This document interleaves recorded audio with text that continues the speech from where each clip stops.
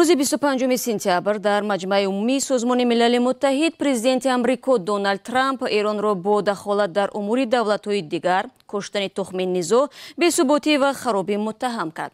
او گفت که بر ضد تهران تحریم‌های بیشتر جاری خواهد شد.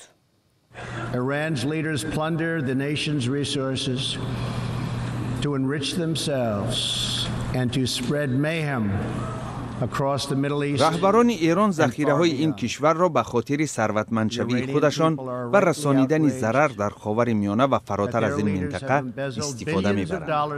مردم ایران از آن ناراحتند که رهبران میلیاردها دلار دارایی‌های ایران، بخشی بزرگ اقتصاد و خزینه‌های دینی را به کیسه‌های خود انداخته افرادی وکالتدارشان را برای تشکیل جنگ‌ها می‌فرستند. خوب نیست. همسایه‌های ایران نرخی گرانی تجاوز رژیم جمهوری اسلامی را پرداخت کردند. از این رو کشورهای زیادی خاورمیانه بیرونشوی ایالات متحده آمریکا از سازش هسته‌ای سال 2015 با ایران را شدیداً پشتیبانی می‌کنند. ماه گذشته ما احیای تحریم‌ها را برقرار کردیم. 5 نوامبر تحریم‌ها توسعه می‌یابند و تحریم بیشتر مد نظر است. Last month we began reimposing hard-hitting nuclear sanctions that have been lifted under the Iran deal. Additional sanctions will resume November 5th and more will follow.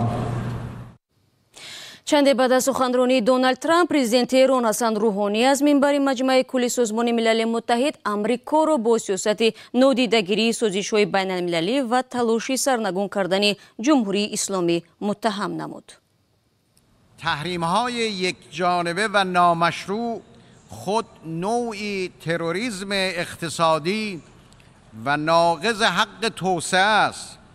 جنگ اقتصادی که آمریکا تحت عنوان تحریم‌های تازه آغاز کرده، نه تنها مردم ایران را هدف قرار داده، بلکه آثار زیانباری برای مردم کشورهای دیگر داشته و در روند تجارت جهانی اخلال کرده است. ارتجاع بزرگتر آنکه دولت آمریکا پنهان نمی‌کند که در پی براندازی همون دولتی است که خواستار گفتگو با آن است. حضور مشاورین نظامی ما در سوریه به درخواست دولت سوریه انجام شده و منطبق بر حقوق بین الملل و برای مبارزه با تروریسم است.